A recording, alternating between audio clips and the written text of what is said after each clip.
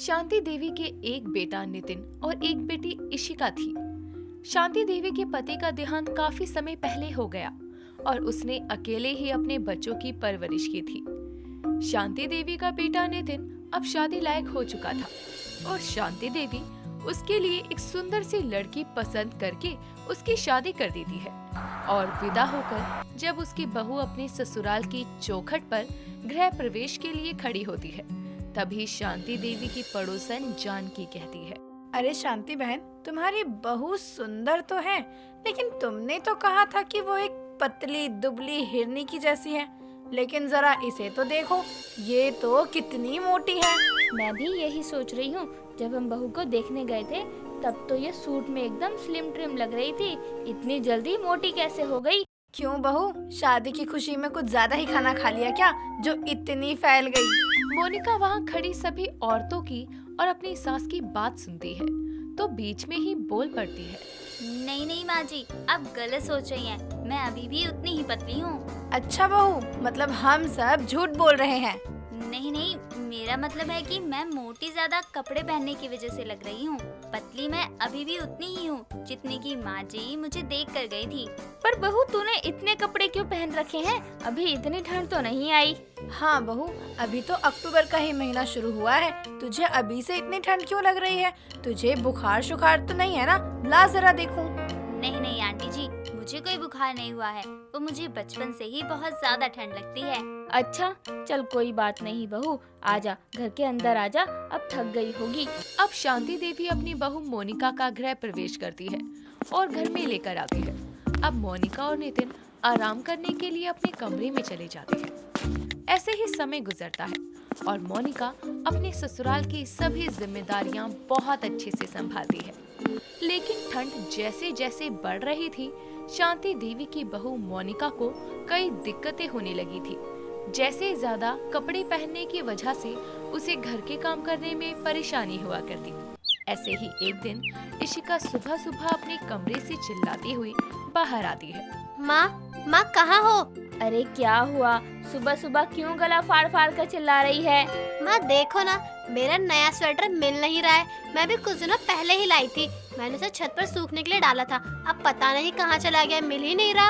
अरे जाकर दोबारा देख, कहाँ गया होगा छत से। मैं तो पहनूंगी नहीं तेरा स्वेटर, जा छत पर देख कर आ।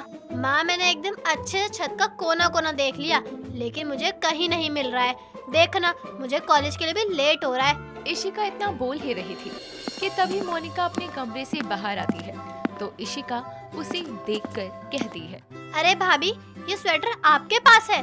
माँ मैं कब से इसी स्वेटर को ढूंढ रही हूँ। बहू, तूने इशिका का स्वेटर क्यों पहना है? तेरे पास नहीं है क्या? हाँ भाभी, अगर आपके पास नहीं है तो मुझसे मांग लेती, यूँ बिना बताए आप मेरा स्वेटर ले आई। पता भी है मैं कब से ढूंढ रही हूँ, देखो कॉलेज के लिए भी लेट हो गई। इशिका, मुझे माफ कर दो, मेरे पास स्वेटर तो है लेकिन तुम्हारा स्वेटर बहुत ज्यादा गर्म है। इसे पहनने से मुझे कम ठंड लग रही थी, इसलिए मैंने इसे पहन लिया और तुम्हें बताने का मुझे बिल्कुल भी ध्यान नहीं रहा। ये लो इशिका, तुम्हारा स्वेटर। कोई बात नहीं भाभी, आप वो स्वेटर पहने रहिए, मैं कोई दूसरा स्वेटर पहन लूंगी। हाँ इशिका, तू कोई दूसरा स्वेटर पहन ले। इतना कहकर इशिका और शांति देवी वहाँ से चले जाते हैं और मोनिका घर के कामों में लग जाती है। अब ऐसे ही समय गुजरने लगता है। एक दिन नितिन सुबह ऑफिस के लिए तैयार होकर नीचे आता है और हॉल में बैठी अपनी माँ से कहता है, माँ नाश्ता बन गया क्या? मुझे ऑफिस के लिए लेट हो रहा है। रुक बेटा, अभी जाकर देखती हूँ। बहू ने अभी तक नाश्ता बना तो लिया ही होगा। इतना कहकर शांति देवी किचन में मोनिका को देखने जाती है तो वो देखती है कि मोनिका गैस से सब्जी की कढ़ाई को उतारकर साइड रख देती है और गैस पर अपने हाथों को सेकने लगती है। ये सब देखकर शांति देवी मोनिका से कहती है, अरे बहू, ये तू क्या कर रही है? माँ जी, वो थोड़ी ठंड लग रही थी इसलिए हाथ सेक रही हूँ। तुझे पता है ना, नितिन के ऑफिस जाने का समय हो चुका है और तूने अभी तक नाश्ता भी नहीं बनाया। लंच तो दूर की बात है। माँ जी, मैं बस थोड़ी देर रुकिए, मैं जल्दी से खाना बना देती हूँ। बस बहू, बहुत हो गया।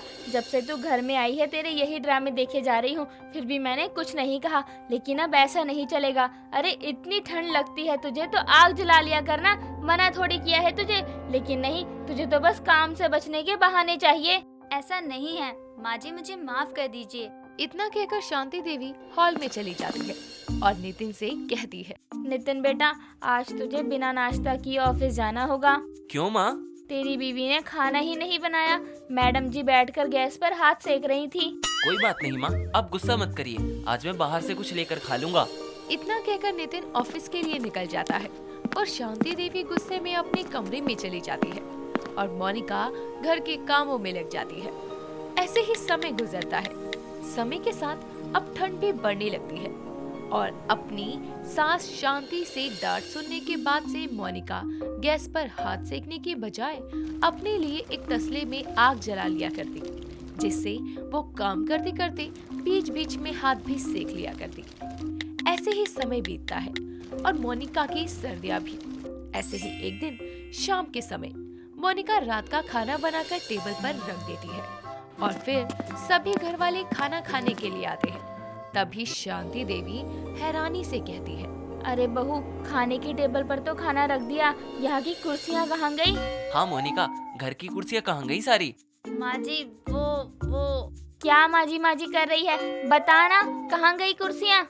माँ जी वो मुझे बहुत ज्यादा ठंड लग रही थी तो तसले में रोज सारे दिन आग जलाने की वजह से घर की सारी लकड़ियाँ खत्म हो गई, तो मैंने इन कुर्सियों को तोड़कर ही जला लिया। क्या कुर्सियाँ जला ली? हाँ माँ जी। अरे तेरे अंदर इतना भी दिमाग नहीं है क्या? तुझे जलाने के लिए लकड़ियाँ ही चाहिए थी तो मुझसे बोल देती। तूने तो घर की कुर्सियों में ही आग लगा दी। हाँ मोनिका, तुम्हें माँ से नहीं बोलना था तो तुम मुझे तो बता सकती थी ना। इतनी भी तो ठंड नहीं हो रही कि तुम एक भी दिन बिना आग सेके ना रह सको। माँ जी, नितिन मुझे माफ कर दो। हाँ, पहले बर्बाद कर दो फिर माफी मांग लो। तेरा क्या भरोसा, कल को घर में आग लगाकर उसमें भी हाथ सेकना शुरू कर दे। हे भगवान, मैं क्या करूँ इस औरत का। माँ जी सुनिए तो। इतना कहकर शांति देवी गुस्से में बिना रात का खाना खाए अपने कमरे में चली जाती है और नितिन भी अपने कमरे में सोने के लिए चला जाता है।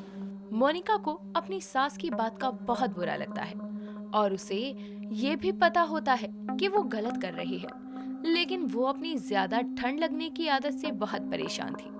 ऐसे ही समय गुजरता है और यूं ही मोनिका कभी कुछ जलाकर तो कभी कुछ चीजों का सहारा लेकर अपनी ठंड को कम करने की कोशिश किया करती। ऐसे ही एक दिन शांति देवी कुछ लोगों के साथ घर में आती है, जिन्हें देखकर मोनिका कहती है, माँ जी ये लोग कौन है और इनके हाथ में हीटर? बहू, थोड़ी देर सब्र कर, फिर मैं तुझे सब बताती हूँ। ठीक है माँ जी।